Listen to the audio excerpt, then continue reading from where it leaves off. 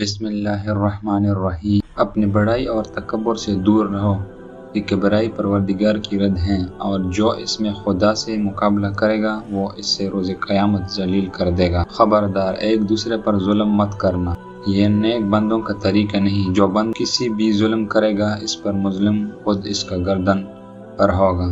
ایک دوسرے سے حسد بھی نہ کرنا، کفار کی اصلی حسد ہے۔ اور خبردار، کسی کے مظلوم مسلمان کے خلاف کسی کی مدد نہ کرنا کہ وہ بد دعا کرے گا تو اس کا دعا قبول ہو جائے گا۔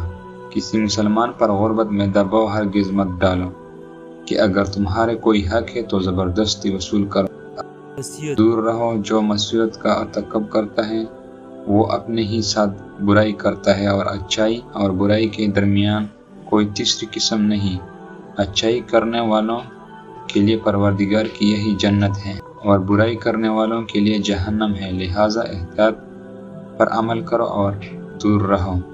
یاد رکھو، اللہ سے کوئی بھی شے بے نیاز نہیں بنا سکتی، نہ ملک مقرب اور نبی مرسل، نہ کوئی اور۔ جو بندہ چاہتا ہے کہ شفاعت کرنے والوں کی شفاعت سے فائدہ اٹھائے، اس کا فرض ہے کہ رضا الہی خدا کو طلب کرے۔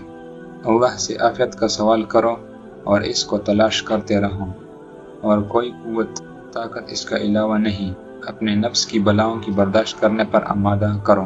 اللہ جب بندے کے ساتھ بھلائی کرنا چاہتے ہے تو اس کے سینے کو اسلام کے لیے کشادہ کر دیتا ہے، اور جب نعمت دیتا ہے تو اس کی زبان پر حق جاری کر دیتا ہے۔ اگر اللہ کسی کو خیر نہیں دینا چاہتا تو اس کو اس حال پر چھوڑ دیتا ہے، اور اس کا سینہ بالکل تنگ ہو جاتا ہے کہ اگر حق پر زبان جاری بھی ہو جائے تو دل میں جاگزین نہیں ہوتا۔ اللہ سے ڈرو اور دعا کرو کہ تمہارے دلوں کا اسلام کے لیے کشادہ کر دیں، اور تمہارے زبانوں کو حق کے ساتھ گویا بنا دیں، تاکہ اس حال میں دنیا سے جاؤ اور تمہارے بازگشت نیک بندوں کو جیسی ہو۔